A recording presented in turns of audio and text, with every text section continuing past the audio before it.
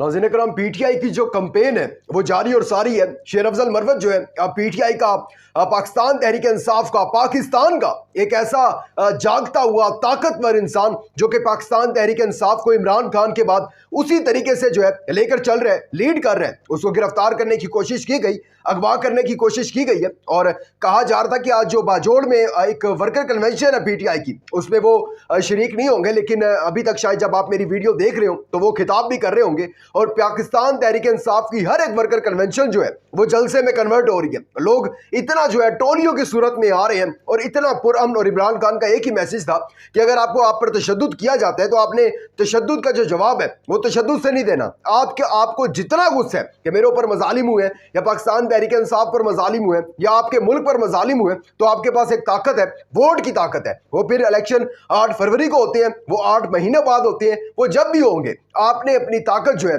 वो वोट से अपने दिखानी है कि हमारी असल ताकत ये है। जमहूरी मुल्क हम मांगते हैं और उसमें ये जमहूरियत में ताकत जो है वो वोट होता है। खैर, इसके साथ साथ एक सवाल जो है इस हवाले से मैं मजीद बात करता हूं और आपको बताता हूं कि इस टाइम मुल्क में होने क्या जा रहा है और पीटीआई की कैंपेन जो है वो पंजाब में आ रही है और कौन से शहर से शुरू होगी और कौन से शहर जो है उसमें आखिर इसमें ये वर्कर कन्वेंशन करेंगे। इसके साथ साथ एक सवाल है, काफ़ी पीटीआई के दोस्त कह रहे थे कि जो पीटीआई की टिकट्स हैं वो सिर्फ वकला को मिलेंगी। ऐसा नहीं है, क्योंकि इमरान खान ने कह दिया कि हर उस शख्स को टिकट दी जाएगी जो आइन और कानून को बेहतर समझेगा, जो हमारे साथ अगर असम्बली में बैठा हो तो उसको समझो। हमने पहले बहुत जो है वो भगोड़े लोटे जो थे अपने साथ जमा किए हुए थे जिन्होंने हमें इंतहाई नुकसान पहुंचाया। इसके लिए कोई ये खास वो नहीं है, एक बन गया रूल नहीं बन गया कि सिर्फ वकला को जो है टिकट्स मिलेगी, इसके अलावा भी लोगों को मिल सकती हैं। इसके साथ साथ इंपॉर्टेंट, जो सबसे इंपॉर्टेंट है वो ये है कि इमरान खान ने लाहौर हाई कोर्ट से रुजू कर लिया और इमरान रियाज जो है वो वापिस आ चुके हैं। इमरान रियाज की कहानी जो है,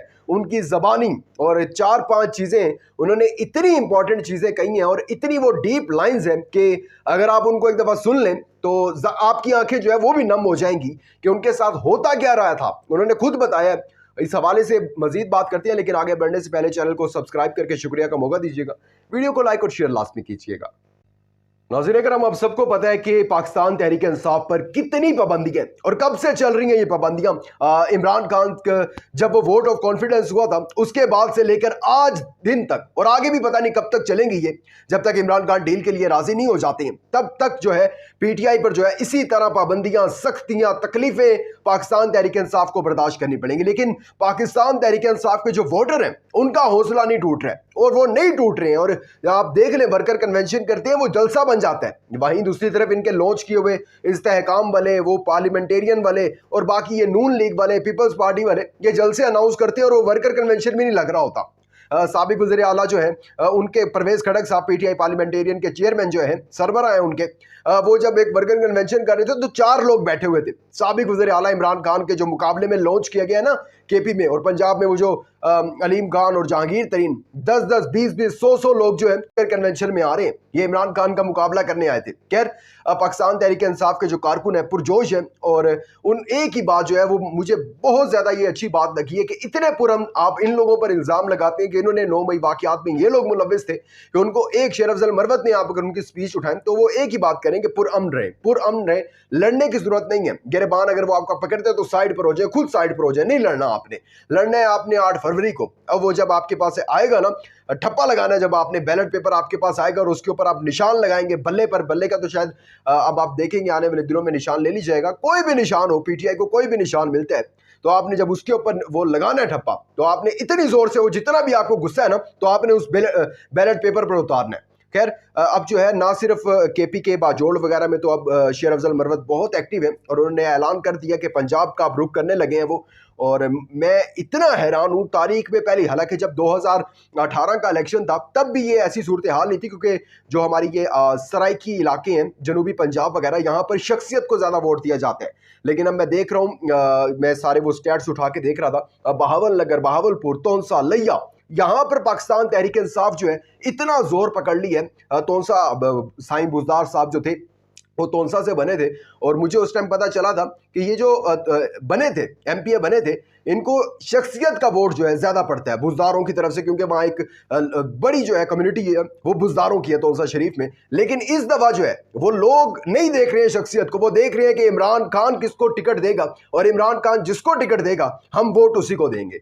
इसके साथ साथ इमरान खान ने जो है वो लाहौर हाई कोर्ट से रुजू कर दिया, और लग रहा है कि इंसाफ जो है शायद अब मिल जाए, क्योंकि इस्लामाबाद हाई कोर्ट से तो इंसाफ मिलने से रहा। कोई भी एक जस्टिस आमिर फारूक ने कोई एक फैसला मेरिट पे नहीं किया, कोई एक, इवन वन, क्योंकि जस्टिस आमिर फारूक किन के हाथों में खेलते हैं वो आपको बेहतर पता है। लाहौर हाई कोर्ट में लग रहा है कि अगर, मैं हमेशा एक बात करता हूं कि अगर जब जब आइन और कानून के मुताबिक फैसले होंगे इमरान खान सुरखरू होंगे। इमरान खान खुद कहते हैं कि भाई मेरे ऊपर 100 मुकदमात बना दो, लेकिन कोई फेयर ट्रायल कर दो, और उसके बाद अगर मुझे फांसी भी देनी है तो दे दे, करे फेयर ट्रायल। लेकिन और अपनी नाअहली को चैलेंज किया तोशाखाना केस में, हो सकता है कि अगर ये नाअहली खत्म हो जाए, लेकिन उसके बाद फिर वही मुश्किलात, साइफर केस और अलकादिर वाला इन्होंने इलेक्शन से, अगर ये इलेक्शन 8 फरवरी को करवाते हैं तो उससे पहले इन्होंने जो है उसके फैसले कर देने। अब आते हैं सबसे इंपॉर्टेंट चीज मैं समझता हूँ, इमरान रियाज खान पाकिस्तान की सहाफत का बड़ा नाम, बल्कि सबसे बड़ा नाम, और वो जितने दिन भी गुमशुदा रहे, जिस तरह से उनके चाहने वाले, हम आप, उनकी फैमिली, खासतौर पर उनका खानदान, उनके वालिदैन, उनके बच्चे, उनकी अहलिया जिस कर्ब से गुजरे हैं उसका अंदाज़ा कोई नहीं कर सकता। लेकिन ये सब चीज़ें करने से पहले वो जो एक लाइन उन्होंने की ना, मतलब कि वो उसके ऊपर मैं समझता हूँ कि आगे कुछ बोलने की ज़रूरत नहीं पड़ेगी, लेकिन मैं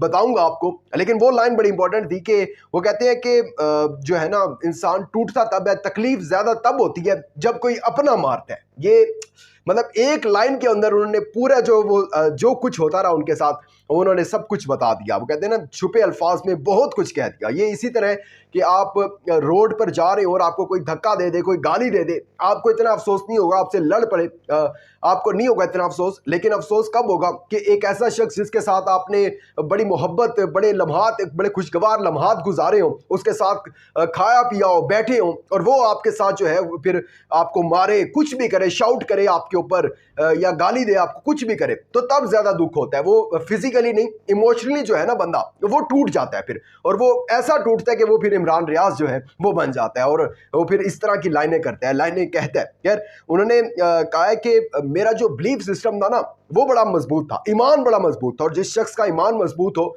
तो अल्लाह फिर उसके साथ होता है। वो कहते हैं इवन के जब इमरान रियाज साहब नहीं थे, गुमशुदा थे, तो मदीना, मक्का मदीना में भी उनके लिए दुआएं हो रही थी। जहां पर जाकर इंसान को कुछ नहीं याद रहता अल्लाह के सिवा, वहां भी उनके लिए दुआएं हो रही थी। और वो कहते हैं मुझे दुआएं जो थी वो महसूस होती थी कि है भाई मेरे पीछे कोई है जो मुझे बचाने की कोशिश कर रहा है। मैंने बहुत दफ़ा हिम्मत हारी भी थी, कई ऐसे लम्हात आए थे कि जहां मैंने हिम्मत हार दी थी कि अब बस हो गया, अब और मुझे नहीं लगता कि शायद मैं सरवाइव कर सकूंगा। लेकिन वो कहते हैं ना, न जाने कौन दुआओं में याद रखता है, मैं डूबता हूँ समंदर जो है वो उछाल देता है। तो वो इसी तरह था। खैर इमरान रियाज ने जो है वो 95% जो है वो रिकवरी कर ली है। और वो अगर आप शुरू जब वो रिहाई हुई थी उनकी, तो बोल नहीं सक रहे थे, एक ही नारा सिर्फ उन्होंने लगाया था, पाकिस्तान जिंदाबाद का, और इसके अलावा कुछ बोल नहीं सक रहे थे। कोशिश करते थे लेकिन नहीं बोल पा रहे थे। तो 95% जो है उन्होंने, बल्कि 99% ही कह लें, मैं सुन रहा था उनको, उनकी आवाज़ में वो गरज जो है वापस आ रही है। इसके साथ साथ उन्होंने बड़ी अच्छी एक बात की, उन्होंने अपना मोबाइल दिखाया और कहा कि ये मैंने अपने मोबाइल पर जो है वो टाकी शाकी मार ली है, और बहुत जल्द जो है आप इमरान रियाज खान को देखेंगे ऑन स्क्रीन, और वो मेरे ख्याल सब चीज़ें जो है दोबारा से एक दफ़ा शुरू होंगी। जिस तरह इलेक्शन करीब आएंगे तो मेरा ख्याल है कि 15 से 20 दिन तक आप दोबारा जो है इमरान रियाज को देख सकेंगे उनके यूट्यूब चैनल पर। खैर इसमें एक चीज़ उन्होंने और कही कि मैंने वापसी आए जब मैं, तो मैंने सबसे पहला काम एक ये किया, मैंने अपनी टीम से पूछा भाई एक बंदा मुझे बताओ उसका, राना सनाउल्लाह का, उसने क्या बयान दिया। उन्होंने कहा उन्होंने तो लाताल्लुकी का इजहार किया। उन्होंने कहा हमें नहीं पता, वो तो पुलिस गिरफ्तार, पुलिस ने तो छोड़ दिया था, उसके बाद हमें नहीं पता किधर चले गए। खैर बड़ी खबरें आई थी ना बीच में, वो कोमा में चले गए हैं, इस दुनिया फानी से कूच कर गए, इस तरह की भी खबरें आई थी। तो कहते मैंने सिर्फ राना सनाउल्लाह का पूछा था और किसी का नहीं पूछा मैंने। खैर मैं, बड़े लोग ज़्यादा खुश हैं, और मुझे खुद भी मेरी जो इस टाइम फीलिंग्स हैं वो काबू में नहीं है, क्योंकि इमरान रियाज खान वाकई ही एक, जो सच बोलना एक बहुत ज़्यादा मुश्किल काम है, और उन्होंने सच बोला हमेशा मुल्क के लिए, मुल्क की सलामती के लिए। तो वो मैं देख रहा था टिकटॉक वगैरह भी, क्योंकि अजीज़ न्यूज़ का भी जो है वो टिकटॉक अकाउंट है, तो काफ़ी मेरा टिकटॉक पर आना जाना लगा रहता है। तो अक्सर वो एक दो वीडियो मैं स्क्रॉल कर रहा था, तो इमरान रियाज की तस्वीरें लगा कर पीछे वो बैकग्राउंड में गाना लगा होता कि ना जाने कितने दिनों बाद गली में चांद निकला। इस तरह के कई लोगों की मोहब्बत है, लोगों की फीलिंग्स जो है वो अटैच है। खैर एक चीज़ उन्होंने अपनी वीडियो में जो कि पॉडकास्ट आई है इमरान रियाज की, उसमें एक चीज़ शामिल थी कि you had your turn and now it's our time to surprise you and surprise is coming soon. खैर अपना बहुत ज़्यादा ख्याल रखिएगा, अपना इंपॉर्टेंट फीडबैक देना मत भूलिएगा। दीजिएगा इजाज़त, अल्लाह हाफ़िज़।